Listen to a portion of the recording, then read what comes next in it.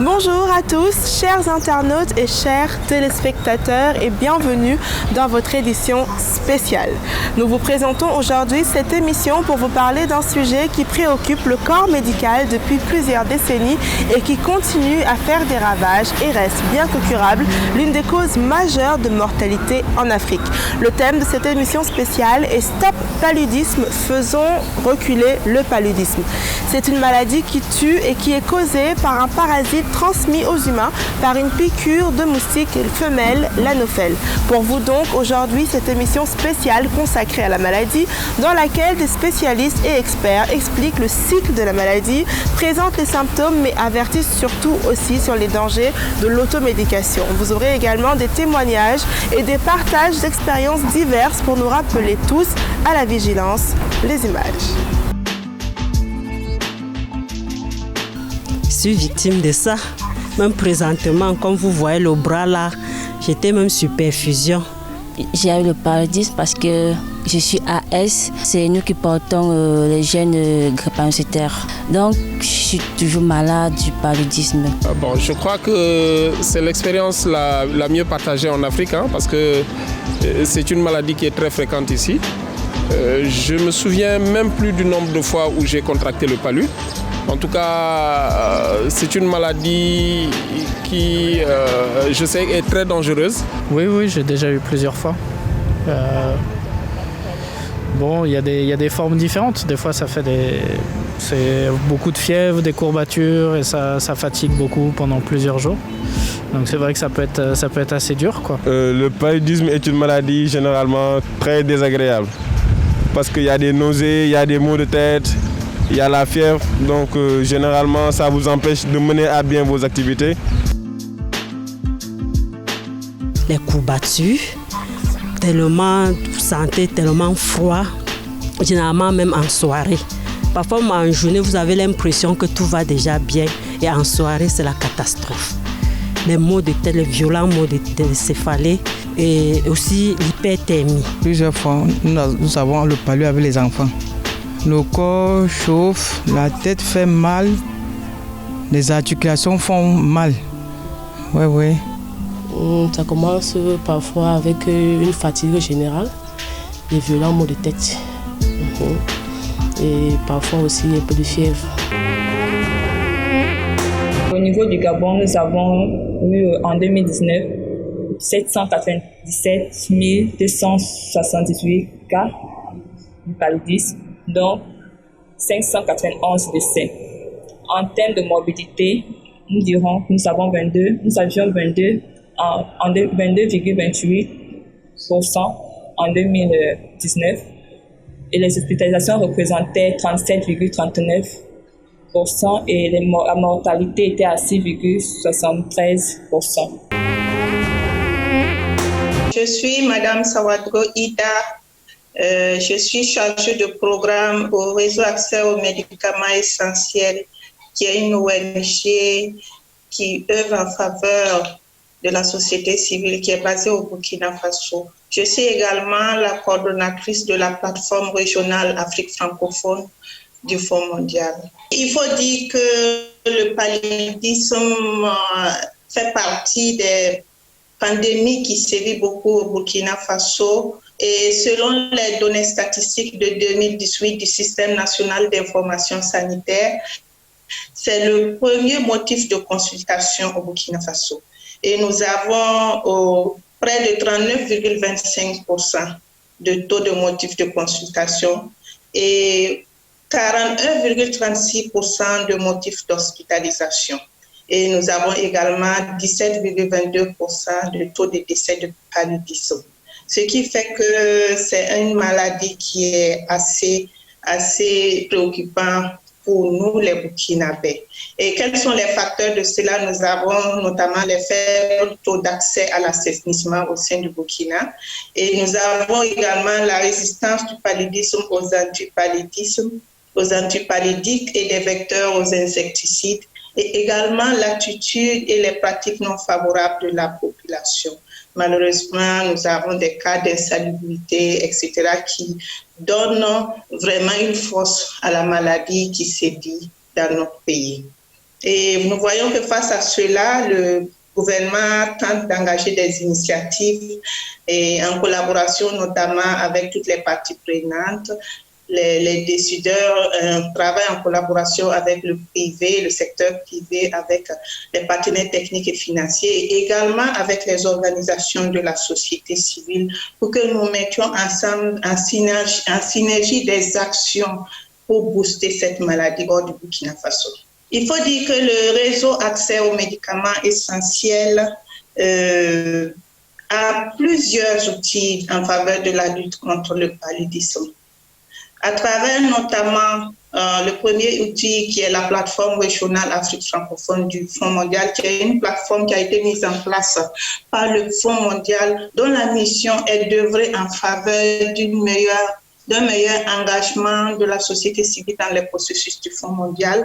Nous avons des actions de plaidoyer et des actions de renforcement des capacités également des acteurs de la société civile en faveur de la lutte contre les 3 pathologies, notamment le VIH, la tuberculose et également le paludisme.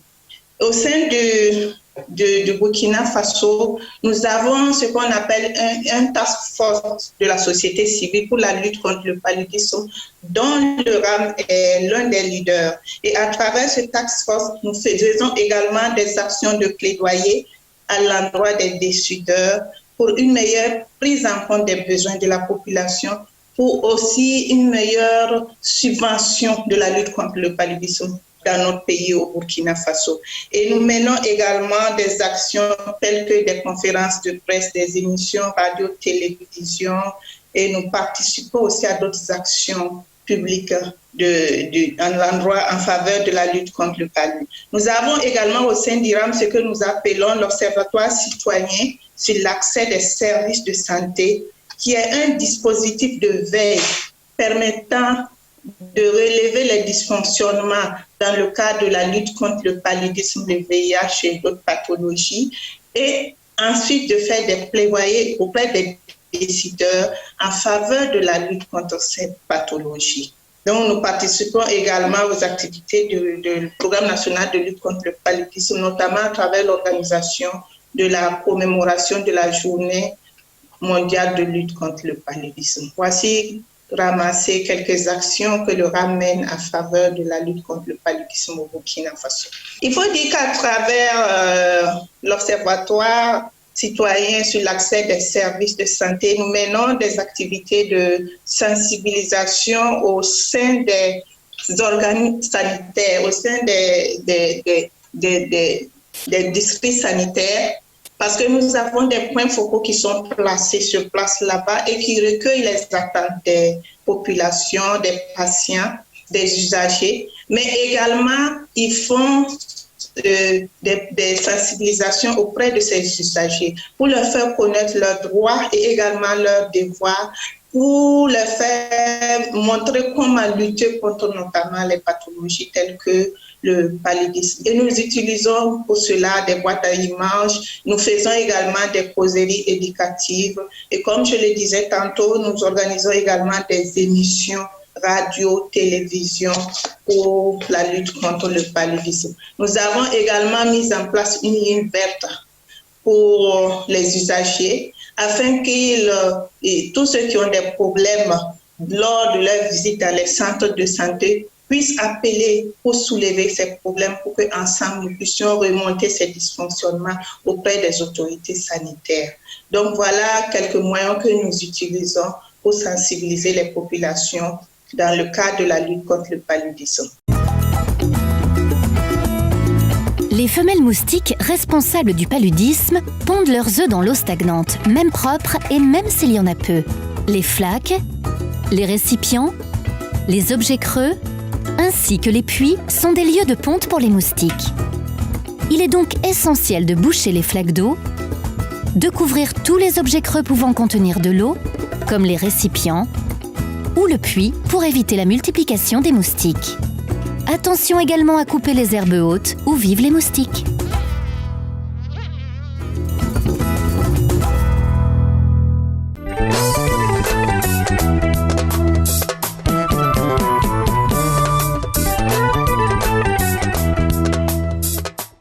professeur Jean-Louis Abdourahim Ndiaye, je suis médecin épidémiologiste, professeur de parasitologie. Je suis enseignant-chercheur à l'Université de Thiès et je suis également directeur de la recherche et de l'innovation de l'Université de Thiès. La parasitologie, c'est une discipline médicale qui s'occupe en fait de l'étude des maladies parasitaires et de leur impact en santé publique et des moyens de prévention et de traitement de ces maladies-là. Le paludisme, c'est une endémie parasitaire, donc c'est dû à un parasite qui est appelé Plasmodium. Il y a plusieurs espèces de parasites, mais l'espèce qui tue le plus les enfants, notamment en Afrique, est le Plasmodium falciparum.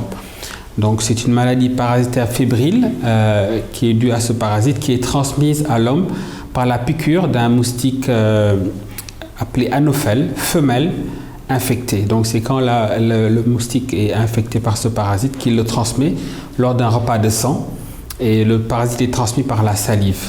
Donc normalement quand ce parasite est transmis,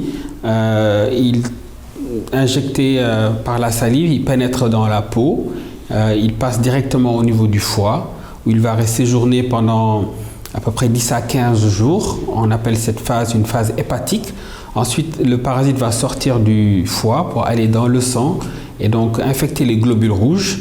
Et c'est au bout de 15 jours, quand il infecte les globules rouges et qu'il fait éclater les globules rouges, que se produit cette fièvre qui est le maître symptôme, le signe le plus remarqué en tout cas du paludisme, c'est ces épisodes de fièvre alternés avec des frissons et des sueurs qui fait la crise de paludisme, et cette crise survient à peu près toutes les 72 heures pour ce qui est du Plasmodium falciparum. Depuis ces 20 dernières années, les programmes de lutte contre le paludisme, qui sont un peu les organes au niveau des ministères de la Santé qui luttent contre le palu, ont fait beaucoup de progrès dans la lutte contre le palu. Donc on a noté vraiment une diminution de l'incidence, c'est-à-dire le nombre de nouveaux cas, de la morbidité et également de la mortalité liée au paludisme. Mais toutefois, ces efforts ne sont pas suffisants parce que depuis quelques années, on voit une stagnation des efforts. Donc, il y a un nombre de cas qui ne descend plus, qui ne diminue plus, qui fait qu'il est nécessaire en tout cas de renforcer ces programmes, de renforcer les interventions. Et notamment, le thème de la journée mondiale de cette année est tirer un trait sur le paludisme. Bien entendu, il y a plusieurs stratégies qui sont mises en œuvre. Donc, il y a le traitement avec des médicaments qui sont très efficaces. Mais il y a la prévention, et la prévention peut utiliser les moustiquaires imprégnés à longue durée d'action. Il y a également une prévention médicamenteuse, aussi bien chez les enfants, qui est la chimioprévention du paludisme saisonnier, ou chez les femmes enceintes, qui est le traitement préventif intermittent de la femme enceinte, qui sont les deux groupes cibles les plus à protéger pour le paludisme. Donc ce qu'il faut vraiment, c'est maintenir ces efforts, maintenir des taux de couverture de ces stratégies préventives à des niveaux très élevés et accélérer la lutte contre le palu. Donc on a plusieurs stratégies. Il nous faut améliorer le diagnostic, il nous faut augmenter les taux de couverture avec ces moyens que nous avons, que sont donc les moustiquaires imprégnés, la prévention médicamenteuse, mais il faut également aller chercher le parasite. Donc il faut vraiment une lutte active. Et les programmes de lutte contre le palu ont mis en place ce qu'on appelle la prise en charge à domicile, la PECADOM active, où ce sont des agents de santé communautaires, parce que pour vraiment le milieu, nous, personnels de santé, nous ne suffisons pas à vraiment éliminer le palu. Il faut vraiment que les communautés également s'impliquent activement, et le Sénégal a la chance d'avoir un bon réseau communautaire, et ces agents communautaires peuvent, au sein des villages, au sein des communautés, aller faire du dépistage dans les maisons en utilisant des tests de diagnostic rapide et donc détecter très tôt le parasite et pouvoir le traiter de la manière la plus efficace possible avec des médicaments efficaces. Bien entendu, il y a une menace à cette lutte-là, c'est la résistance, c'est la survenue de résistance. Le parasite, par sa complexité, développe des résistances, mais également le moustique développe des résistances par rapport aux insecticides et le parasite par rapport aux médicaments. Donc il nous faut également contrer cette résistance en utilisant des stratégies nouvelles, en utilisant des médicaments, en combinant les médicaments, en combinant également les insecticides utilisés dans les moustiquaires, et tout cela pour impacter davantage sur la lutte et éliminer ce parasite qui tue tant nos enfants. Les moustiques transmettent le paludisme en piquant dès la tombée de la nuit. Pour l'éviter, il faut dormir toutes les nuits sous une moustiquaire imprégnée d'insecticides, ce qui tue les moustiques quand ils se posent dessus. Peu importe sa couleur ou sa forme, l'important c'est qu'elle soit imprégnée d'insecticides. La moustiquaire est votre allié. Prendre le temps de bien l'aborder et vérifier qu'elle n'a pas de trou ou n'est pas déchirée est essentiel pour être complètement protégé des moustiques et ne pas se faire piquer. Alors, bonsoir les amis de tous bords. Ici Elhadj Lebone. Donc voilà, on passe le bonjour à tout le monde. Coucou les enfants. Elhadj Lebone, c'est un conteur, un musicien, donc voilà, qui a fait une formation en sociologie aussi, donc voilà, et qui travaille dans le domaine de la culture, donc voilà, toujours avec les enfants. C'est un thème qui me parle beaucoup, c'est un thème qui est d'autant plus d'actualité qu'il faut vraiment, je dirais tout simplement chapeau à ces personnes qui ont eu cette initiative. Nous, par exemple, je peux tout simplement dire, selon l'expérience que nous vivons toujours, je dis, moi, je suis originaire d'un quartier populaire au niveau de Thiès, où par exemple, il y a du monde, c'est une sorte de banlieue. Et chez moi, 35 à 40 personnes y vivent. Donc voilà, dans une même concession, comme on dit, c'est une très grande maison. Donc rien que cette population qui vit avec moi, c'est une sorte de... On peut mesurer pas mal de comportements là-dessus. En plus de cela, on intervient beaucoup dans les écoles. Dans les écoles où je peux dire qu'il y a une population moyenne qui est là. Et aussi, on intervient aussi dans les écoles internationales qui symbolisent un peu une population un peu plus high class.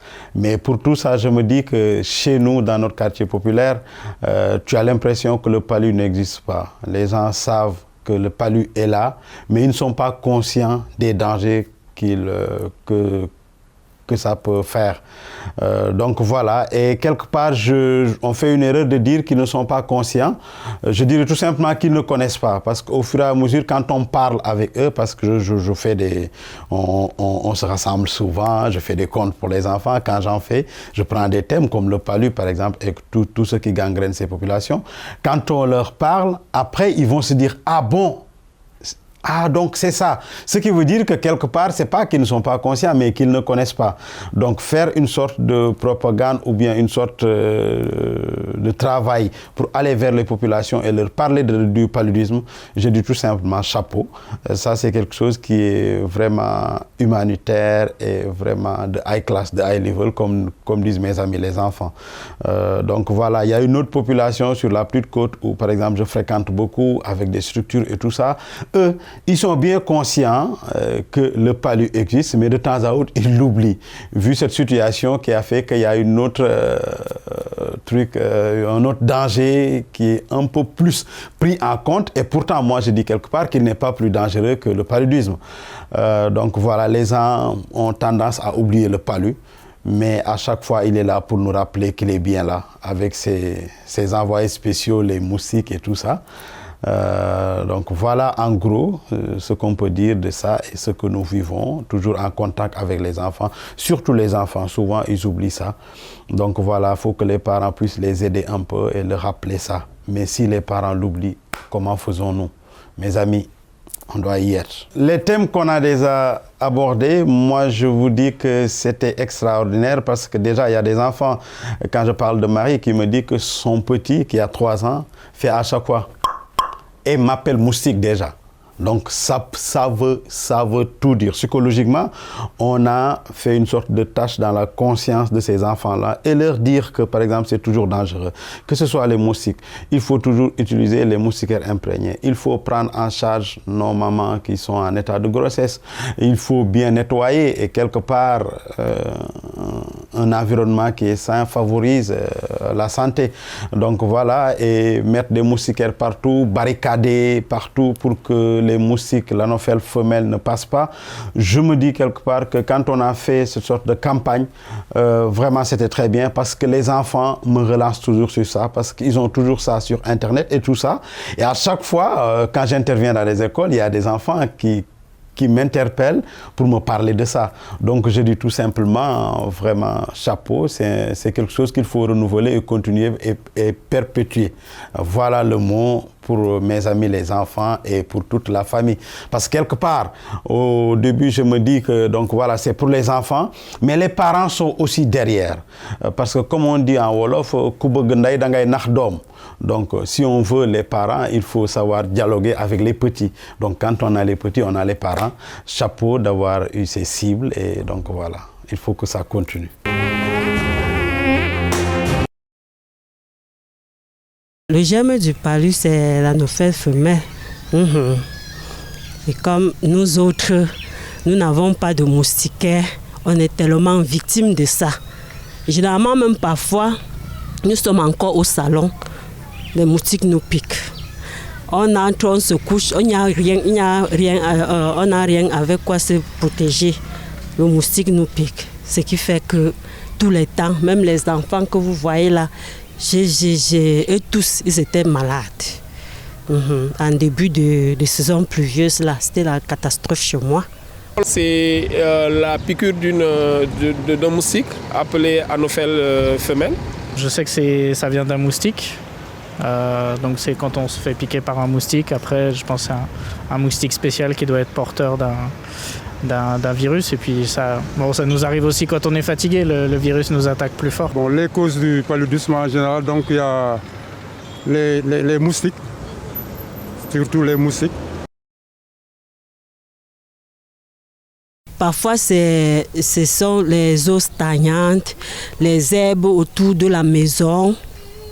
Bon, moi, j'ai fait quand même les efforts de mettre la maison, de mettre la propriété tout autour de la maison.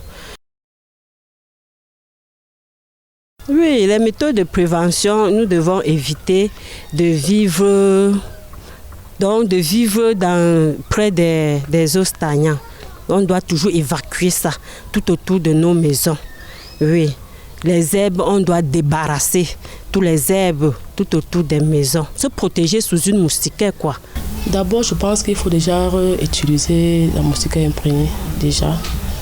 Et essayer un peu de faire une propriété autour des maisons. Là, c'est la première des choses, selon moi. Nous n'avons plus les moustiquaires, les anciens moustiquaires qu'on nous avait remis. On a mis celui des enfants, ça s'est déjà tout déchiré. Le moustiquaire est important. Bon, mes méthodes à moi, je dors sur une moustiquaire imprégnée. Et je fais le ménage chez moi, j'ai vu les eaux stagnantes, j'ai des herbes. Donc voilà, en fait, la routine, c'est ce que je fais. Et bon, c'est possible qu'il y en ait les moyens pour aussi se mettre des crèmes anti-moustiques et tout ça. Donc c'est ça. Il faut qu'on maintienne notre entourage propre. Parce que c'est la moustique qui donne le palu. Si l'entourage est propre, la moustique ne peut pas se développer là-bas. Alors, à ma connaissance, il faut dormir déjà sous une moustiquaire imprégnée. Je suis Dr Keikian Eric, pharmacien à FSUCOM Yoko-Nkouté. Je suis ivoirien. L'état du paludisme en Côte d'Ivoire, en tant que pharmacien, et vu l'activité que nous menons chaque jour, ce qu'on peut dire du paludisme, c'est que l'État emploie beaucoup de moyens pour la prise en charge du paludisme, vu que nous disposons du matériel de prévention et de traitement du paludisme. Dans nos différents centres, comme matériel de prévention, on a les moustiquaires imprégnés de longue durée d'action qui sont presque jamais en rupture. Pour la prise en charge, elle se fait également bien parce que les molécules principales pour la prise en charge du paludisme sont disponibles. Il y a certaines ruptures qu'on constate, mais qu'on peut gérer avec d'autres produits disponibles. Bonjour, je suis Madame Koné Solange. Je suis la présidente de l'ONG ASAPSU, qui est une ONG qui est créée depuis 1989 et qui œuvre dans le domaine de la santé communautaire. Je suis par ailleurs la présidente de la fêtière des organisations de santé de Côte d'Ivoire, en abrégé FENOCI, et qui regroupe 300 organisations membres. Comme dans la plupart des pays en Afrique, le paludisme est une des premières causes de mortalité en Côte d'Ivoire. Les femmes et les enfants payent un lourd tribut au paludisme et la mortalité au niveau des enfants est élevée du fait du paludisme. Je dois aussi dire que le paludisme a un effet sur les activités des citoyens. Ils sont nombreux, les Ivoiriens ou les citoyens qui vivent en Côte d'Ivoire et qui, au moins 1 ou 2 fois dans le mois, font un paludisme qui les empêche de travailler, qui les empêche de vaquer à leurs occupations. Et donc, cela fait un impact sur leurs activités, sur, j'allais dire, l'action économique, sur l'action de productivité. Donc, le paludisme est vraiment quelque chose un impact négatif pour le développement de l'Afrique et de la Côte d'Ivoire. Pour ce qui concerne les associations communautaires, nous sommes engagés aux côtés du gouvernement. Il y a le programme national de lutte contre le paludisme qui s'occupe de tout ce qui est volet public, et les organisations de la société civile travaillent surtout sur le volet communautaire. Il s'agit d'obtenir, à travers les activités de terrain, l'engagement de la communauté à lutter véritablement contre le paludisme, à faire en sorte que dans un avenir proche, que le paludisme soit vaincu et qu'on puisse vraiment tourner cette page noire. Donc, nous sommes dans les quartiers, nous sommes dans les hameaux, nous sommes vraiment à la base avec les communautés pour leur dire comment lutter contre le paludisme, pour faire la promotion des moustiquaires qui protègent, pour faire la promotion des soins, parce que l'offre de soins est là, mais quelquefois la demande n'est pas tout à fait ça. Donc, susciter la demande pour que les gens aillent vers les services qui luttent contre le paludisme et que les communautés puissent également utiliser les moustiquaires qui sont aussi un grand moyen de protection contre le paludisme. Donc, voilà un peu. Nous faisons également les plaidoyers pour que le gouvernement participe véritablement à financer le secteur de la lutte contre le paludisme.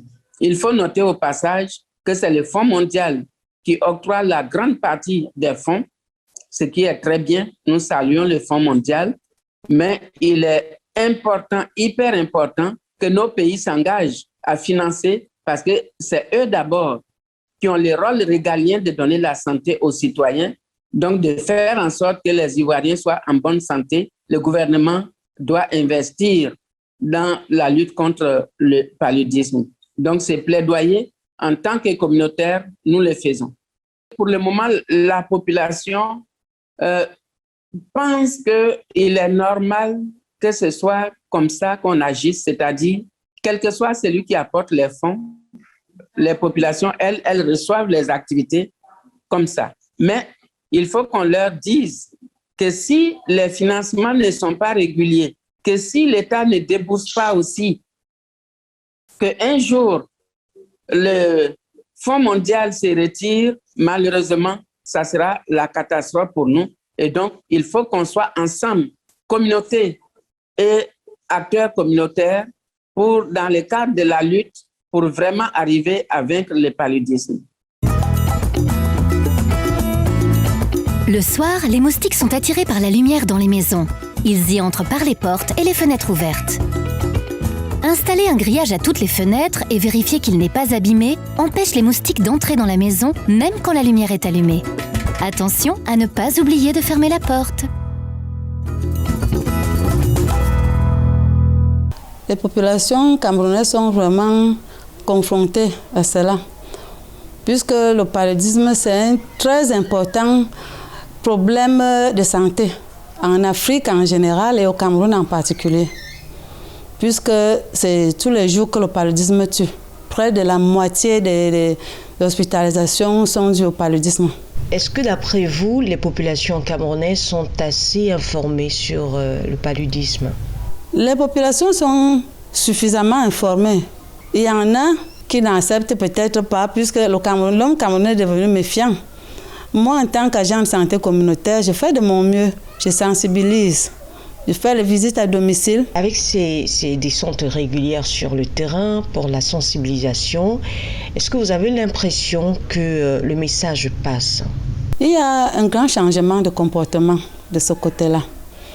Puisque dans cette même sensibilisation, je leur parle de comment entretenir les mildas, qui sont vraiment la meilleure méthode de prévention. Si la moustiquaire est déchirée, je leur montre comment entretenir, coudre vraiment facilement avec l'aiguille et le fil, laver à l'eau simple, le savon macabo, ne pas étaler au soleil. Beaucoup le comprennent déjà. C'est vrai qu'il y a les plaintes que les moustiquaires sont déjà tellement déchirées qu'ils ne savent même plus comment s'en prendre pour coudre ça. Mais sinon, la majorité comprennent déjà. Donc, je sensibilise vraiment les eaux saillantes. Il ne faut pas laisser, il faut toujours les chasser. Ne pas laisser les seaux d'eau ouverts à l'intérieur de la maison, ni même dehors, puisque c'est là où ces moustiques viennent pour déposer leurs œufs. Et beaucoup comprennent déjà. Même si vous dormez sur la natte, il y a les ménages ici où vraiment, comme actuellement avec nos déplacés internes, je suis entrée dernièrement dans un ménage, une chambre où il y avait peut-être 22 personnes. Ça m'a fait mal. Ça m'a vraiment fait mal. Et il n'y en avait même pas de moustiquaire. Sinon, chaque fois que je passe, je conseille, même si c'est sur la natte, vous pouvez installer votre moustiquaire. Quel rôle jouent les communautés comme la vôtre dans la lutte contre le paludisme sur le terrain avec les différentes couches sociales? Est-ce que c'est un travail facile? Vous rencontrez des difficultés sur le terrain? C'est un dur travail. Il faut être régulière chez cela. On leur parler régulièrement, sans se fatiguer, sans lâcher. Parce que si vous lâchez un peu, c'était bon. Il lâche aussi. Donc de temps en temps, je passe. Je rappelle les enfants, aider les mamans à chasser les eaux sales. À chaque soir avant de vous coucher, hein, mes amis, prenez les balais, chassez les eaux sales. Sinon, c'est vous que les moustiques tuent beaucoup. Hein. Et effectivement, c'est la cible à 0,5 ans. 0,5 ans. Il y a de cela, je crois, 3 semaines, on a même perdu un jeune enfant en communauté. Une semaine avant, j'ai trouvé sa petite sœur qui avait convulsé dans la nuit 3 fois. Mais les parents n'avaient même pas 100 francs pour amener cet enfant à l'hôpital. Où en est-on avec la lutte contre le paludisme au Cameroun? Est-ce que le taux de prévalence a diminué avec ces multiples campagnes de sensibilisation? Est-ce que la pandémie actuelle, à savoir le coronavirus, a un impact sur cette maladie? On a l'impression que le paludisme a été relayé au second plan au profit du coronavirus. Je crois que non, ça n'a pas baissé. Puisqu'actuellement, c'est depuis 2016 qu'il y a eu des dernières distributions de mildas. Jusqu'à ce jour, les gens se plaignent. Moi, je ne sais plus quoi dire aux gens. Oh, madame, les moustiquaires disent, attendons, on continue à attendre. Vous savez, il y a le corona qui règne maintenant, ça tue aussi beaucoup. Il faut essayer d'abord de combattre ce corona. Supporter, patienter, ça arrive. Mais sinon, vraiment, c'est le meilleur moyen. Donc, actuellement, nous, agents de santé communautaire, les activités sont arrêtées comme ça. Depuis janvier, nous ne faisons rien. Je ne sais donc pas où on va. Je ne sais vraiment pas où on va. Le palu est dehors depuis décembre. Sur 5 ménages, 4, tu trouveras des cas positifs de paludisme. Que faire donc? Ces gens n'ont pas assez de moyens pour aller dans les hôpitaux. Puisque quand c'est grave, je réfère. Mais quand c'est encore simple, 1 jour, 2 jours, je traite. Voilà, nous sommes en rupture d'intrants. Depuis décembre même, je peux dire. Tous ces jours-ci, les gens viennent chez moi avec les enfants. Les femmes enceintes même. Il y a des jours où on me dit, maman, à l'hôpital, là-bas, les 3 comprimés qu'on nous donne toujours là, il n'y en a plus, on nous demande d'aller chercher ça en pharmacie. Vous voyez, avec tout ça, nous ne pouvons pas évoluer. Je pense que le Fonds mondial doit encore allouer plus de fonds. Et surtout, savoir à qui les confier. Parce qu'il y a aussi ce problème, savoir à qui les confier. J'ai comme l'impression que ces fonds sont souvent mal utilisés. Nous combattons le paludisme. Et voilà l'ASC qui n'est pas sur le terrain depuis décembre. Je trouve ça très, très, très anormal. Comment est-ce que le taux va baisser? Ça ne peut pas. Ça ne peut qu'augmenter. Tout le monde n'a pas les moyens d'aller se faire soigner à l'hôpital. Avec ça, les gens ont apprécié, ils m'ont dit ça c'est vraiment un projet très salutaire. Je crois qu'on ne doit pas avoir rupture d'intrants, franchement. Il y a surtout ça. Parce que sans intrants, on ne fait rien. On a compris que vous rencontrez beaucoup de difficultés sur le terrain par rapport à ces populations démunies-là qui n'ont pas les moyens personnels de faire face au paludisme. Est-ce que vous avez un appel à lancer à l'endroit des autorités sanitaires du Cameroun? Pour la fin, vraiment, j'ai dit déjà merci à nos donateurs internationaux et nationaux. Et pour moi, c'est un plaidoyer. Qu'ils allouent encore plus de fonds et savoir à qui confier ces fonds. Nous avons déjà ce problème de moustiquaire depuis 2016. Il n'y en a plus, les gens se plaignent. Comment on peut ne pas avoir le paludisme? Vraiment, si l'État peut faire quelque chose à ce sujet, trouver un peu de temps pour la distribution de ces moustiquaires. C'est vrai que le coronavirus aussi... il s'est installé comme ça et c'est lui qui causait même tout ça, je crois. Mais que l'État fasse un effort de distribuer ces mildas. Que l'ASC reprenne les activités. Parce que c'est nous qui sommes sur le terrain au quotidien. C'est nous qui connaissons la réalité du terrain, ce que vivent les gens, ce que vit l'homme camerounais. Alors quand on n'est pas dehors, vraiment, ça ne vaut pas la peine. On ne peut pas avancer. Quand tu as dit qu'on lutte contre le paludisme, avec ça, on ne peut pas avancer. Ça n'avance pas.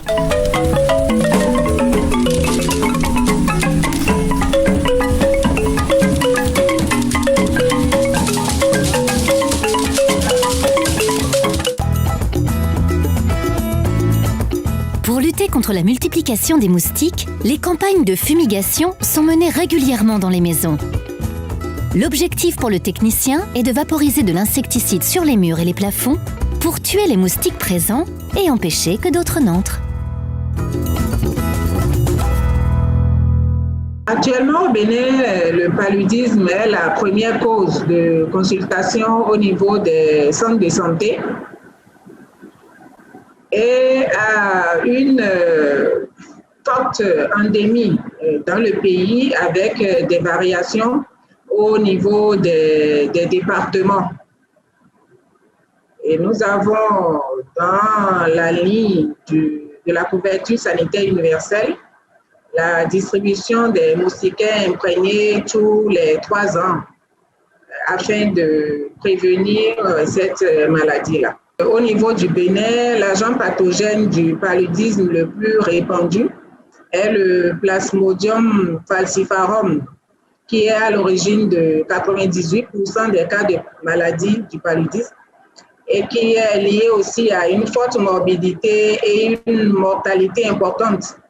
Pourtant, les populations continuent de croire que le paludisme est dû à une consommation excessive d'arachides ou à une exposition prolongée au soleil, par exemple. C'est même par rapport au soleil qu'est désignée la maladie en langophone du Bénin, qui est une langue parlée par une portion importante de la population. Donc, c'est dire qu'il y a encore du travail à faire pour déconstruire ces conceptions-là du paludisme afin de pouvoir tirer un trait sur cette maladie-là. Notre rôle, justement, c'est de travailler sur ces perceptions du paludisme pour que les efforts qui se font au niveau macro et aussi au niveau micro aient vraiment l'impact nécessaire afin que nous allions vers la fin du paludisme. Cela est possible, pourquoi ne pas le faire? Et récemment, aux côtés du Civil Society for Malaria Elimination, le réseau aussi s'est lancé dans le plaidoyer pour la mobilisation de ressources domestiques à mettre au service de la réponse au paludisme. Donc voilà un peu ce que nous faisons et nos perspectives en termes de lutte contre le paludisme. Nous mettons l'accent sur les écoles pour que les enfants soient vraiment exposés à l'information et comme ils sont les courroies de transmission entre l'école, la maison, la communauté, et nous aiderons à vraiment atteindre nos objectifs par rapport à cette maladie. Frissons, fièvre, grosse fatigue, maux de tête ou vomissements sont quelques-uns des signes du paludisme. Dès l'apparition de l'un de ces signes, il ne faut pas prendre de risques et consulter un personnel de santé. Car attention, non pris à temps, le paludisme peut être mortel. Un agent de santé, un infirmier ou un médecin réalisera un test de diagnostic pour vérifier la présence de la maladie. En cas de paludisme, il saura le traiter. Suivre ces conseils est essentiel pour être tout à fait guéri. Bonjour, je suis Olivia Ngou, la directrice exécutive de Impact Santé Afrique. C'est une ONG qui est dirigée, coordonnée par des jeunes femmes. Et notre mission, c'est de renforcer en fait l'accès aux services de santé de qualité pour les populations les plus vulnérables, avec un accent particulier sur les services de lutte contre le paludisme. Et je suis également la coordonnatrice du premier réseau des organisations de la société civile pour l'élimination du paludisme. C'est un réseau mondial qui regroupe à ce jour 347 organisations dans 43 pays. Nous avons beaucoup de challenges en ce qui concerne la prévention du paludisme au Cameroun. Déjà, première des choses, c'est que le paludisme, c'est une maladie qui est banalisée. La plupart des populations ne prennent pas cette maladie au sérieux. On entend souvent dire « j'ai un petit palu », alors qu'en fait, c'est l'une des maladies les plus meurtrières dans notre pays. Donc, par exemple, l'année dernière, d'après l'OMS, nous avons eu 11 000 décès dus au paludisme, ce qui est beaucoup plus important que les décès liés à la Covid-19. Mais les Camerounais n'ont pas peur du palu, comme ils ont peur de la Covid-19 ou du VIH-Sida. Donc, on a déjà ce problème de banalisation de la maladie. Et ensuite, on a un problème de la sous-utilisation des outils efficaces pour prévenir la maladie, tels que la moustiquaire imprégnée à longue durée d'action, qui n'est pas utilisée encore correctement par toutes les populations, comme ça devrait être, malgré les campagnes de distribution qui ont été menées par le ministère de la Santé et ses partenaires.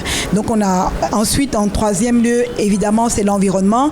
On doit assainir notre environnement. On doit nous assurer que autour des maisons, il n'y a pas d'eau stagnante, qu'on déchiffre en fait la végétation autour des maisons et qu'on garde notre environnement propre pour pouvoir prévenir le paludisme.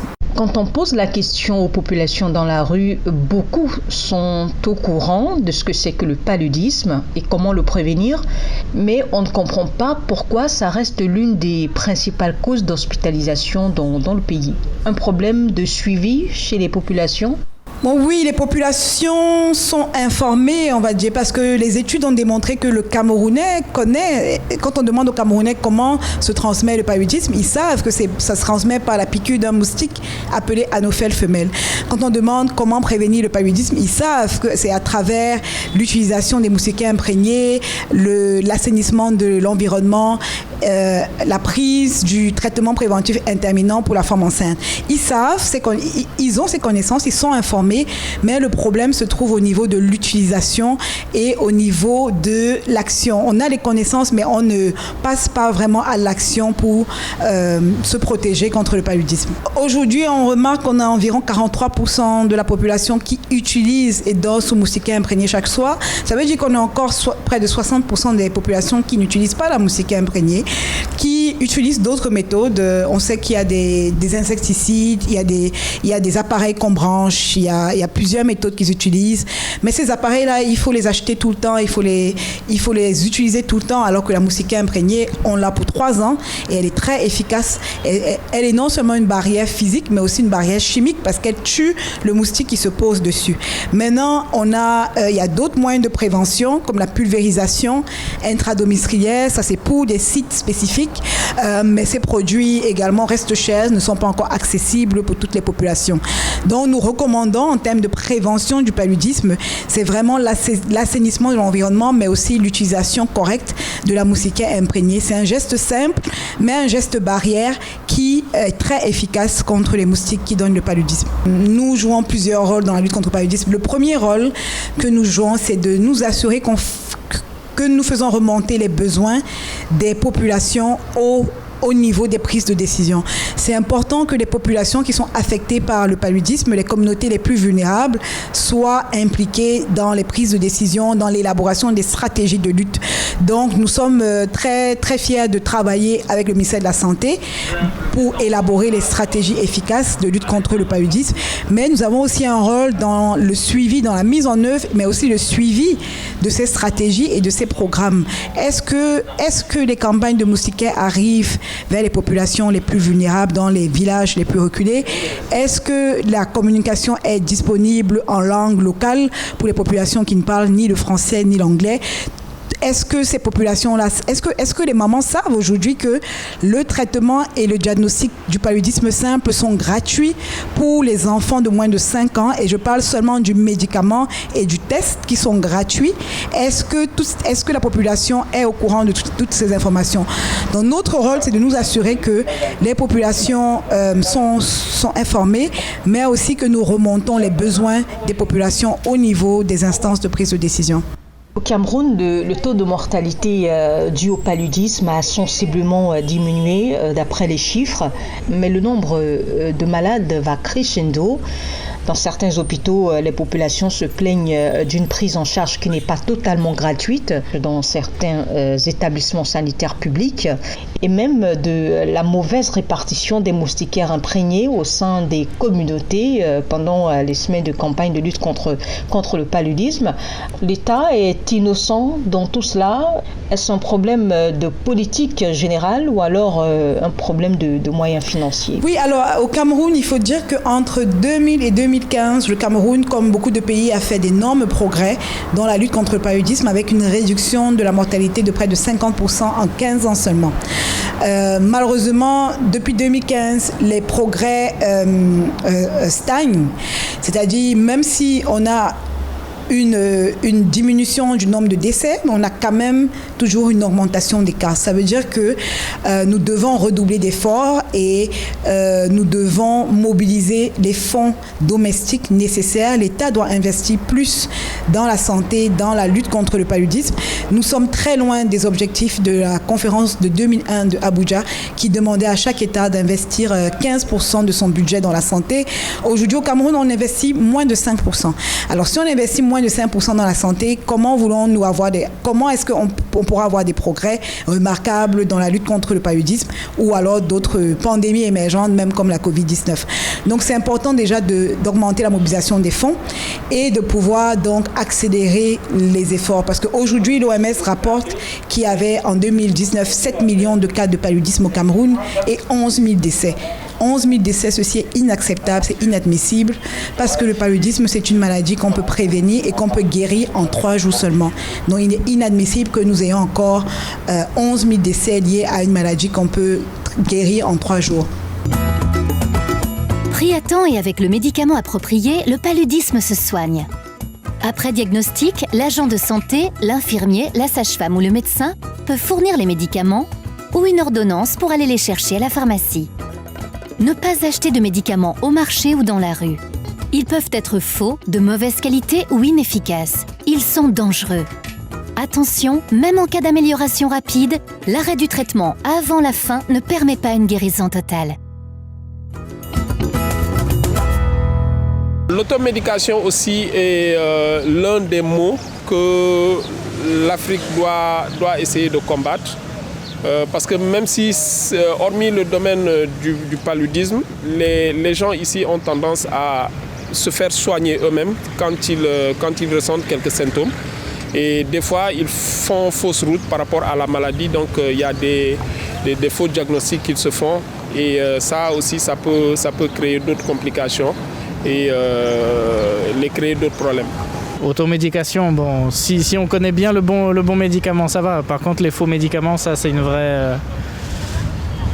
un vrai problème parce que c'est des choses qui peuvent abîmer la santé encore plus et qui peuvent, au lieu de soigner, détruire la santé. Donc c'est vraiment quelque chose, ceux qui font ça, c'est vraiment une mauvaise chose et il faut faire très attention à ça. Il faut aller voir un médecin qui donne vraiment les bonnes choses à acheter, les bonnes choses à faire.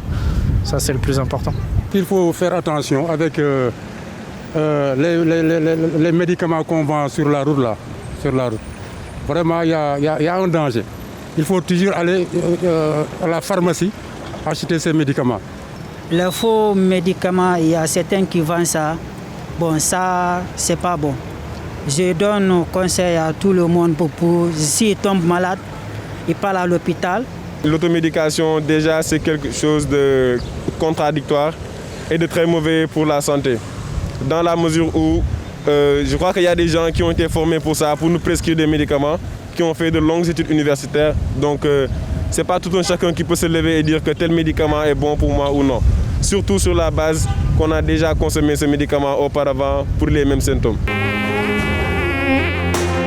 L'ordre principal, c'est dans la dispensation des produits, des produits et intrants du paludisme. Et on participe également à des comités de médicaments avec les prescripteurs. C'est une réunion au cours de laquelle on expose toutes les difficultés qu'on a eues et le pharmacien apporte sa touche quant à la prise en charge. C'est-à-dire, il y a souvent des préférences de prescription qu'on constate au niveau des médecins. Ils disent que les patients se plaignent souvent de certains effets.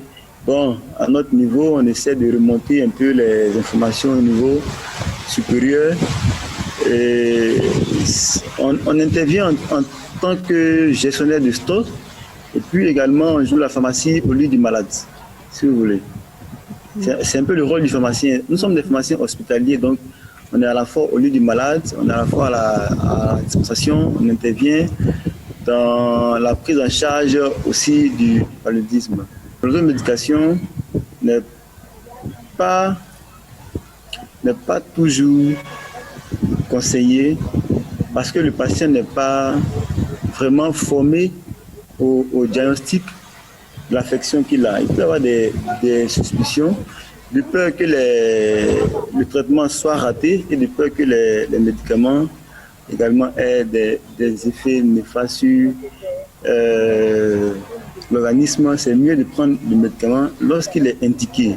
S'approcher des prescripteurs, des spécialistes qui vont leur conseiller, qui vont d'abord dépister le mal qu'ils ont, c'est l'idéal, et après donner le médicament qu'il faut. Sinon, quand soi-même on se prescrit les médicaments, si on se trompe, on retarde la prise en charge de l'affection. Donc vraiment, ce ne sont pas des choses à encourager. On exhorte toujours les patients que nous rencontrons à se rapprocher des services de santé lorsqu'ils ont un besoin de médicaments. Maintenant, les faux médicaments, bon, quand on dit faux médicaments, ce ne sont pas des choses à conseiller. Franchement, on voit souvent des spots sur nos médias qui concernent la lutte contre les faux médicaments. C'est-à-dire qu'ils sont très dangereux. Le médicament, quand il est faux, c'est clair que l'affection qu'on veut traiter ne sera pas prise en charge efficacement et le médicament va avoir un effet néfaste sur l'organisme, sur le foie, sur le rein. Ils vont amortir tous les chocs néfastes de ces médicaments. Donc nous, en tant que spécialistes de la santé, on exhorte les patients, nos parents, nos frères et sœurs qui pratiquent encore ces choses à vraiment se détourner de cette voie. Le Gabon dispose de 11 régions sanitaires sur l'étendue du territoire national. Ces régions sanitaires ont pour mission de faire appliquer sur le terrain les directives du ministère chargé de la Santé. En termes de prise en charge thérapeutique du paludisme et de prévention contre cette maladie, qui constitue la première cause de mortalité et de consultation en milieu hospitalier. C'est le Programme national de lutte contre le palu, PNLP. Dans cette première interview, le chargé en communication des activités de cette structure nous fait un état des lieux de la situation du PNLP Gabon. Monsieur Essanga Ngomo Hugues Ronel, chef du département IEC. Malheureusement pour nous, les chiffres issus du rapport mondial de 2019, donc paru en 2020, montrent que dans notre pays, le paludisme reste encore la première cause d'hospitalisation, avec plus de 22% de taux d'hospitalisation. C'est 6% de taux de décès, notamment chez les enfants de moins de 5 ans. Donc malheureusement, dans notre pays, les chiffres sont encore alarmants. Le paludisme reste toujours un problème majeur de santé publique et il faut donc que toutes les forces arrivent à se mettre ensemble pour pouvoir donnant un boost à la lutte contre cette maladie qui malheureusement fait encore beaucoup de ravages. Qu'en est-il de cet appui-là du Programme national de lutte contre le paludisme vis-à-vis de ces directions régionales de santé? Alors, donc, le Programme national de lutte contre le paludisme, vous faites si bien de le rappeler, a pour mission de vulgariser les directives nationales. Alors, qu'en est-il exactement? Parce qu'aujourd'hui, dans les régions sanitaires, vous avez des structures sanitaires. Ces structures sanitaires doivent respecter un protocole. Et ce protocole, il est élaboré par le programme PALU et ses partenaires. Et donc, c'est déjà le premier apport qui est non négligeable, d'ailleurs qui est même le plus important pour nous, c'est de faire le tour lorsque cela est possible, lorsque nous avons des différents partenaires pour nous appuyer. Ce fut le cas le week-end dernier dans le département de Tsamba-Magoti à Fougamou, où nous sommes allés sensibiliser le personnel de santé et vulgariser les directives nationales de contre le paludisme. Pourquoi justement ces directives nationales aujourd'hui? Qu'est-ce qui se passe dans ces directives concrètement? Alors, comme dans toute organisation, il faut avoir des protocoles. Les directives nationales aujourd'hui, c'est le protocole de prise en charge, le protocole de sensibilisation, le protocole de prévention de la lutte contre le paludisme. C'est grâce à ces directives que le personnel soignant doit appliquer pour pouvoir avoir des résultats qui soient probants dans la lutte contre le paludisme. Il y a quelques années encore, nous sommes allés dans l'une des régions sanitaires, dans une structure assez reculée, où nous avons vu le palu qui était traité en première intention par la quinine, alors qu'aujourd'hui, on n'est plus sous ce traitement-là, surtout dans un paludisme simple. Il en va de soi que la quinine a malheureusement connu beaucoup de résistance et par le passé, c'était une molécule très utilisée. Aujourd'hui, on n'en est plus là, on avance avec les ACT. Donc pour nous, c'est d'aller vulgariser ces directives-là pour que le personnel soignant soit toujours au fait des molécules à utiliser pour prendre convenablement les cas de paludisme dans notre pays. Notre équipe s'est rendue au centre hospitalier régional de Mélène en banlieue pour toucher du doigt la prise en charge thérapeutique des personnes malades du paludisme, notamment les enfants de 0 à 5 ans au service de pédiatrie de cet hôpital. Avec le major du service pédiatrique, nous avons pu évoquer plusieurs aspects de prise en charge chez les enfants. Monsieur Bibai Itandas Anifred, IDE, major au service de pédiatrie de l'hôpital de Mélène. Ici, nous sommes au service de pédiatrie. La maladie est réelle. Le paludisme est une maladie réelle. Elle sévit en zone tropicale comme au Gabon et on reçoit chaque jour plusieurs patients qui viennent consulter et dans la plupart des cas, il y a des cas de paludisme que nos médecins traitent. En fait, ici, nous sommes dans un service de pédiatrie. Donc, vous ne verrez que des enfants, des personnes d'un certain âge, c'est-à-dire ceux qui peuvent être consultés par un pédiatre. Ici, nous sommes dans un service de pédiatrie essentiellement. Voilà pourquoi vous verrez que les enfants et les mamans. Les enfants viennent accompagnés de leur maman, ou de leur papa, ou de leur grande sœur. C'est l'occasion pour nous de vous demander comment se passe cette prise en charge pédiatrique en matière de paludisme lorsqu'on sait que c'est une maladie dangereuse pour les enfants de 0 à 5 ans. Bien, en fait, ce qui se passe, c'est que les patients viennent en consultation avec leurs parents. Ils sont enregistrés par nos collègues ici et présentés au pédiatre. C'est au cours de l'entretien avec le pédiatre que le pédiatre, en évaluant l'état de santé, peut demander des examens pour confirmer si c'est un paludisme ou peut directement faire un traitement basé sur la clinique. Maintenant, il y a des cas de paludisme graves, d'autres qui ne sont pas graves. Ceux qui sont graves descendent directement en hospitalisation. Et l'hospitalisation, le médecin fait. Les médecins pédiatres font une prescription médicale et ce sont les infirmiers aux services d'hospitalisation qui vont respecter l'administration de ces médicaments. Chaque jour, il y a une visite qui est faite par les pédiatres pour évaluer l'état de santé des enfants hospitalisés. On peut dire que la situation épidémiologique au niveau de l'hôpital régional de Mélène, elle est aujourd'hui quand même préoccupante en ce qui concerne le palu. Nous sommes seulement à pédiatrie ici, et il y a cette forte affluence-là quand même. La forte affluence ne signifie pas nécessairement que tous les patients que vous voyez viennent pour un paludisme. Parce que, effectivement, en général, lorsqu'on voit une fièvre, on se dit c'est tout de suite un paludisme. Non. Pour qu'il y ait un paludisme confirmé, il faut faire une goutte épaisse où il faut présenter les signes qui orientent vers le paludisme. Tous ceux qui viennent consulter ici ne viennent pas nécessairement pour le paludisme, mais ce qui est sûr, c'est que parmi les patients que nous consultons, il y a parfois une recrudescence de paludisme. Le paludisme est là au Gabon et c'est une réalité. Nous traitons tous les jours des patients qui sont atteints de paludisme, mais dire que tous les patients qui viennent sont des patients qui ont le paludisme, non, ce ne sont pas des patients qui ont tous le paludisme. Chacun a sa pathologie. Nous recevons des maladies respiratoires, des bronchites, des pneumonies. Nous recevons des maladies de la peau. Nous recevons des enfants drépanocytaires. Nous recevons des enfants qui ont d'autres pathologies, mais nous recevons aussi des enfants qui ont le paludisme. Aujourd'hui aussi, l'actualité, c'est le paludisme et la Covid-19. Il n'y a pas une confusion dans les esprits des malades lorsqu'ils viennent ici en consultation, parce qu'on sait que c'est des enfants qui viennent consulter ici. Confusion, non. C'est vrai que la Covid-19 occupe une place prépondérante, mais les autorités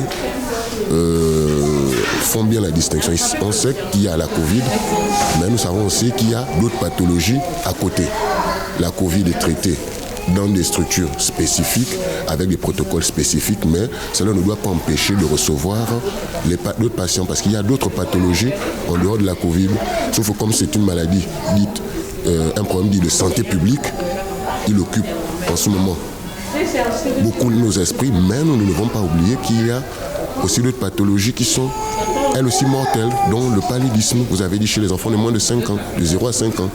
Donc il y a la Covid, mais il peut y avoir confusion, mais nous, personnels de santé, c'est ça aussi notre rôle, c'est lever ces confusions-là, faire comprendre aux patients, faire la distinction entre Covid et paludisme, fièvre due à un paludisme ou fièvre due à la Covid, ou tout dû à une bronchite ou tout dû à la Covid. On a des médecins qui sont là, qui sont outillés, qui sont formés à chaque fois pour répondre. Aujourd'hui, il y a cette confusion-là avec la Covid-19. On ne sait pas si c'est le palud, si c'est la Covid-19. Comment arrivez-vous à dissocier lorsque vous allez sur le terrain? Parce que c'est quand même depuis 2020 que nous avons cette épidémie sur la Covid-19. Malheureusement, ce n'est pas de la magie. Ça ne se dissocie pas à l'œil nu. Il faut faire un test de diagnostic rapide. Le test de diagnostic rapide va permettre, qui est différent du test Covid. Normalement, lorsque vous avez une fièvre que vous avez dans une structure sanitaire, là je ne suis pas prestataire de soins, eux là-bas ils ont leur méthodologie, mais ce que nous encourageons, c'est de faire un test de diagnostic rapide pour discriminer le paludisme. Auquel cas on a le paludisme, on peut également être dans des points d'infection, mais au moins on a discriminé le paludisme ou on a confirmé le paludisme si on a fait un test de diagnostic rapide. Et en cela, nous sommes en train d'encourager les structures sanitaires à s'en procurer ces tests de diagnostic rapides qui sont faciles d'utilisation et qui vont permettre de mieux dissocier le paludisme des autres maladies. Cependant, c'est bien de rappeler, vous avez des proches qui ont peur d'aller aux jeunes structures sanitaires, mais même bien avant que la Covid n'arrive, puisqu'on dit qu'aujourd'hui, à peu près 30% des Gabonais, non, 30% des Gabonais vont en consultation. Ça veut dire qu'il faut chercher les autres. Il y en a qui vont directement au niveau des officines pharmaceutiques, ils arrivent dans un comptoir et disent je le palud. Et puis bon, là également, nous sommes dans un processus avec les officines pharmaceutiques, nous moins déjà sur Libreville, au Vendo, à Kanda, c'est de dire il faudrait que vous arriviez à intégrer dans votre processus le TDR. Lorsque un individu arrive comme ça, vous dites qu'il a le paludisme, ce serait bien que vous lui demandez de faire d'abord un TDR et de vendre le produit parce que nous savons tous qu'il y a des conséquences. Prendre des produits, des antipaludiques sans avoir le palu, c'est tout ça qui nous a amené aux résistances. Donc là également, il faut protéger ces molécules-là, mais il y a il y a beaucoup de difficultés dans le processus parce que là également ils vont vous dire que lorsque le patient arrive, il vous dit que moi je n'ai que l'argent du médicament, je n'ai pas l'argent pour faire le test. Donc tout ça là, ce sont des processus sur lesquels nous sommes en train de travailler, où nous cherchons des solutions, parce que les solutions il faut les chercher. Effectivement, là nous avons ce rôle de chercher ces solutions là. Et au fur et à mesure, nous espérons en avoir beaucoup, mais j'encourage les populations là, dans les structures sanitaires, il est important de vous faire consulter, il est important de demander de faire vos tests de paludisme pour pouvoir effectivement se rendre compte que ce n'est pas le paludisme, d'avoir bon diagnostic. Merci. Paludisme et maternité ne font pas bon ménage. Les femmes enceintes doivent se protéger de la maladie car les conséquences pour elles et pour le bébé pourraient être très graves. Pour cela, la femme enceinte doit suivre les conseils d'un professionnel de santé lors des 4 visites prénatales et suivre le traitement prescrit. Et bien sûr, se protéger en dormant toutes les nuits sous une moustiquaire imprégnée.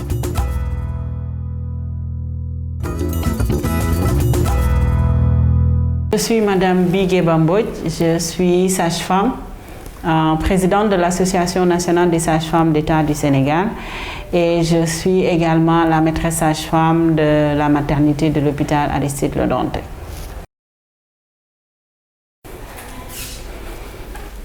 Bonjour madame. Bonjour. Comment ça va? Ça va bien. Ça va bien? Tu es venue pour la consultation? Oui. D'accord. Donc, le nombre de consultations, le minimum, c'est 4 consultations. C'est pourquoi vous avez vu le chiffre 4. Et nous, ce que nous voulons de plus en plus, c'est que les hommes puissent accompagner leur épouse. La prochaine fois, il faudrait demander à votre épouse de venir nous voir pour qu'on puisse lui expliquer c'est quoi la grossesse, qu'est-ce qu'il faut faire et tout. Okay? Donc ici, c'est pour voir tous les types d'aliments que tu peux manger pendant la grossesse. Parce qu'une bonne alimentation permet de maintenir ta bonne santé, mais également ça permet à ton bébé de grandir. Donc tout ce dont il a besoin pour son développement intra-utérin, mais également même son développement après psychomoteur, après une fois qu'il est né. D'accord? Donc il faudrait que vous variez. Il ne faut pas dire qu'on ne doit pas manger que ça. Donc il faut varier tout cela. Donc c'est pourquoi on vous montre que c'est la femme enceinte qui doit pouvoir manger cela. Non, on vous a fait la visite aujourd'hui. Donc tout de suite quand on a discuté, vous m'avez dit qu'à votre dernière grossesse, vous ne supportez pas le moustiquaire imprégné. Donc, mais vous comprenez combien il est important pendant toute l'année, toutes les nuits, et que toute la famille puisse dormir sous moustiquaire imprégné. Mais c'est surtout toi, une femme enceinte, qui doit encore être beaucoup plus prévenue parce que, comme on dit, tu dois prévenir ta santé et celle de ton bébé. Mais également, je vais parler de dépistage du test de VIH. Je t'ai dit que heureusement, le résultat est revenu négatif, mais tu dois toujours maintenir le même mode de vie, être très prévenante pour éviter d'être contaminée. Et ça va avec. Mais tout de suite, tu vas pas l'avoir. C'est qu'à partir de 16 semaines, comme on n'est pas encore à 16 semaines, dans 2 semaines, tu seras dans 16 semaines. Donc, c'est en ce moment que tu prendras les 3 comprimés que je vais vous prescrire. D'accord? Donc, vous le prenez. Mais ça, avant, on avait 2 doses. Mais maintenant, on peut aller jusqu'à 5 doses. Jusqu'à la veille de l'accouchement, tu peux prendre ce qu'on appelle la SP, la prévention contre le palu par voie orale. Mais même si tu prends les comprimés, il faut toujours dormir sous moustiquaire imprégné et ne pas également oublier de venir faire tes vaccinations. Donc, toujours ne jamais oublier de partir avec ton carnet de santé parce que tous les renseignements sont là-dedans. Les analyses que vous venez de faire, l'examen, tous les différents examens que je fais sont inscrits là-dedans. Et ça permettra au médecin, à la sage-femme de savoir comment s'est déroulée ta grossesse et de pouvoir faire un pronostic ou un diagnostic par rapport à comment tu dois accoucher. D'accord? Ok. Maintenant, par rapport au moustiquaire, je crois que on va essayer de voir comment t'aider à faire en sorte que tu puisses vraiment l'utiliser à bon escient. C'est vrai que c'est imbibé d'insecticides. Ça, si tu rentres dedans directement, tu risques d'avoir des allergies. Ça va picoter le visage et tout ça. Et même parfois, tu peux avoir des problèmes pour respirer. Parce que le produit, parfois, est assez fort. Et certaines personnes peuvent être indisposées par rapport à ça. Maintenant, ce qu'on vous recommande, c'est que quand vous l'enlevez, vous devez l'étendre quelque part, mais à l'ombre. Il ne faut jamais l'étendre au soleil. Donc voilà ce qu'on t'a dit. Tu as les instructions que quand tu l'enlèves du paquet, tu le mets quelque part où tu peux le laisser pendant 2 ou 3 jours. Et regarde ici, l'image qui montre qu'il ne faut pas, c'est au coucher du soleil ou à l'ombre. Donc c'est pourquoi ici tu peux le mettre sur une natte, mais sous l'arbre. Sinon, tu peux le laisser, tu le mettre sur un linge, sur un séchoir, mais à condition que ce soit à l'ombre. Donc, comment vous devez le mettre également, on vous a montré ici comment le mettre. Et une fois que vous le mettez, c'est toute la famille qui pourrait se mettre. Vous pouvez même votre nourrisson, votre enfant, il doit également pouvoir dormir sous le moustiquaire.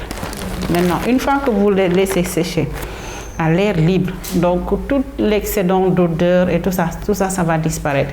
Donc, maintenant, tu pourras rentrer là-dedans tranquillement pour toutes les nuits. C'est toutes les nuits, pendant toute l'année et pour toute la famille.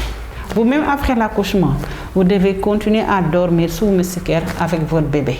Parce que vous devez encore continuer à la protéger contre le palu. D'accord? Donc voilà, merci encore une fois d'avoir vraiment respecté votre rendez-vous. Merci d'avoir également suivi toutes les instructions. Et comme je vous ai dit tantôt, ça se déroule normalement. Donc n'oubliez pas que dans 2 semaines, vous devez prendre les comprimés contre le palu. Ne l'oubliez pas surtout. Mais ne le prenez pas à jeun. D'accord? Vous mangez d'abord et vous le prenez. Donc également, c'est tous les mois, au moins 4 semaines après, tu dois prendre une 2e dose. Donc c'est comme ce que j'ai dit, donc c'est dans le carnet.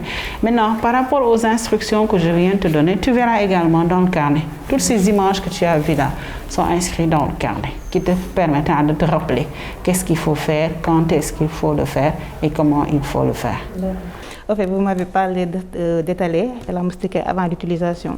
Vous ne m'avez pas dit le nombre de jours ou bien pendant combien d'heures. Généralement, vous pouvez le mettre à sécher à l'air libre pendant toute une nuit, ou même il y en a qui vont jusqu'à 2 jours. D'accord. Mais c'est à toi d'évaluer l'odeur. Donc quand tu l'étales, tu vas voir, est-ce que c'est toujours l'odeur qui te rébutait, qui te indisposait est toujours là.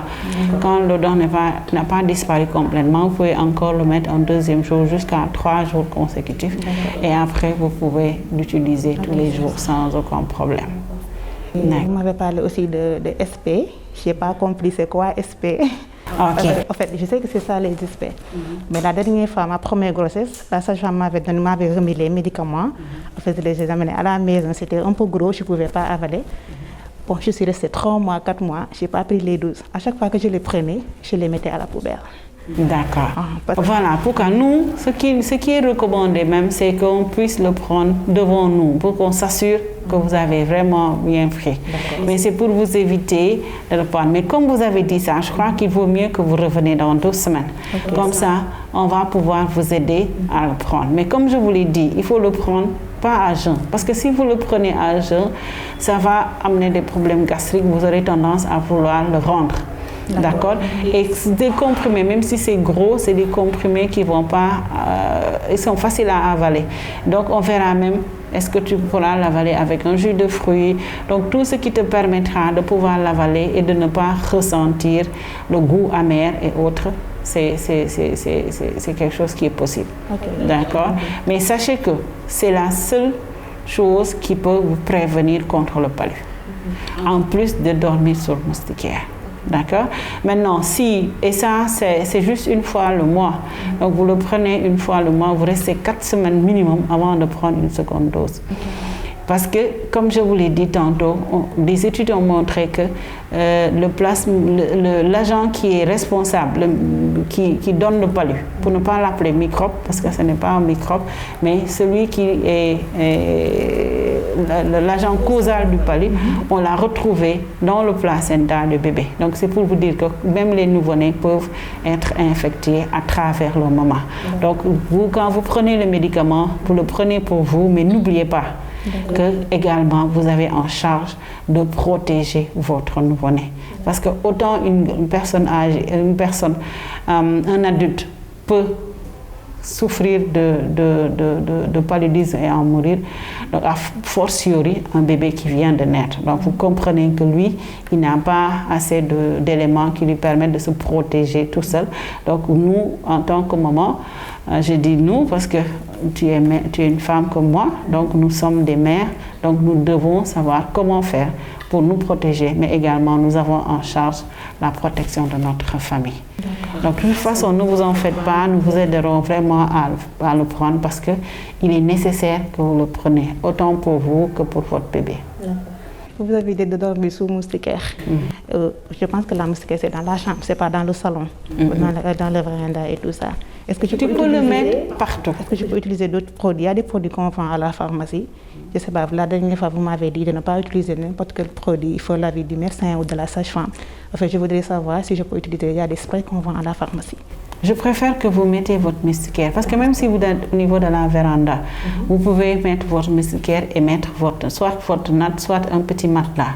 Et comme c'est quelque chose qui peut se déplacer, tu peux le déplacer. Maintenant, même si tu as les moyens, tu peux même avoir un deuxième moustiquaire qui est dehors, dans la véranda ou dans le salon. Mais sachez que il faut vraiment, chaque fois, surtout après 22 heures, il vaut mieux que tu sois sous moustiquaire, surtout en période également d'hivernage où les moustiques pullulent dans la vie. Donc, ce qu'il faut éviter, c'est les produits-là, parce que une femme enceinte, déjà, on ne sait pas est-ce que ça peut être toxique pour votre bébé ou pas. Donc, il n'est pas recommandé que vous utilisez des produits chimiques pendant la grossesse, d'accord? Prenez les moustiquaires, prenez votre comprimé et on espère qu'avec ça, on est même sûr que vous aurez cette protection voulue, Inch'Allah. D'accord? Donc, n'oubliez pas que vous devez revenir en consultation. N'oubliez pas ce qu'il faut prendre, une variété d'aliments, donc une alimentation très variée, pour qu'avant que tu sois arrivé à terme, qu'on ait tous les éléments qui nous permettent vraiment de t'accompagner et de t'aider à accoucher normalement, en bonne santé, avec un bébé qui est en bonne santé également. Merci beaucoup. Ok, on se revoit dans 2 semaines, Inch'Allah. Ok. Donc voilà, le moustiquaire, ne l'oubliez pas ici. Vous partez avec. Merci. Ok. Donc, de toute façon, vous avez mon numéro de téléphone. À chaque fois que vous avez besoin d'informations, vous pouvez m'appeler. D'accord? Appelez-moi, même si vous ne m'avez pas, envoyez-moi un SMS parce que je suis parfois tellement occupée. Mais envoyez un SMS, je me ferai un plaisir de te répondre. Ok, à nous revoir. Merci beaucoup. Ok. Donc, par rapport au paludisme, il est vrai que beaucoup d'efforts ont été consentis et des résultats probants ont été obtenus par le Sénégal, mais la femme enceinte reste une cible vulnérable par rapport au paludisme. Donc, c'est pourquoi nous, ce qu'on voudrait leur dire comme message, c'est qu'elles puissent vraiment, dès qu'elles sont enceintes, qu'elles commencent à dormir sous moustiquaire imprégné pendant toute la durée de la grossesse, après l'accouchement avec leur bébé. Mais également, elles doivent prendre les comprimés qui leur permettent de prévenir également le palu. Ces comprimés, même si parfois elles pensent que c'est assez gros, que ce n'est pas possible de l'avaler, je crois qu'elles vont trouver des astuces. Prendre avec du jus de fruits, prendre avec du pain, quelque chose qui leur permettra de l'aider à avaler les comprimés. Parce que ce que nous craignons avec la grossesse, c'est que le paludisme est l'une des causes de mortalité maternelle, mais également de mortalité néonatale. C'est une cause également de retard de croissance intra-utérin, dès que le bébé a un développement qui est ralenti. Ça peut être une cause de prématurité, une cause de mort utérine du bébé également. Ça peut être également une cause d'accouchement prématuré pour la femme enceinte, mais également, comme je l'ai dit tantôt, de mortalité maternelle. Et nous, notre credo, c'est de faire en sorte que la femme puisse donner la vie en restant en vie. Donc, avec une bonne prévention contre le palu également, nous espérons pouvoir atteindre cet objectif ou atteindre cette vision qui est de toujours donner la vie en restant en vie.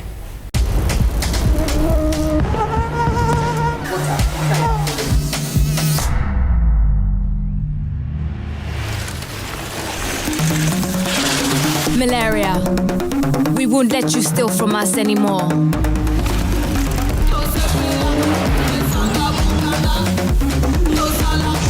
We are the generation that can end malaria.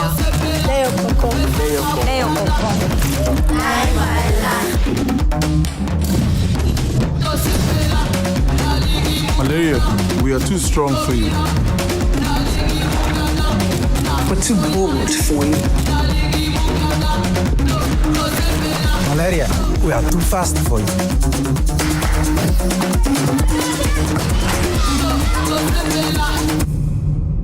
Malaria, I don't like you.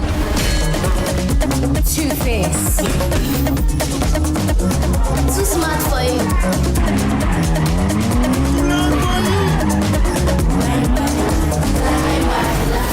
Malaria, don't even dare take our future with you. Malaria, you can't stop us. Nothing will keep these lines from growing. We are the generation that can end malaria.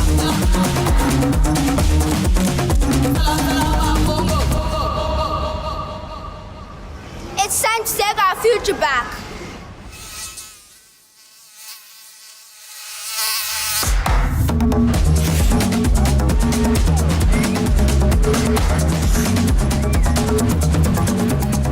Merci d'avoir été avec nous tout au long de cette édition spéciale sur le thème du paludisme. Nous espérons vous avoir édifié et rappelé notre devoir commun de vigilance et de prévention face à cette maladie. Cette émission vous a été présentée en partenariat avec le groupe Sanofi.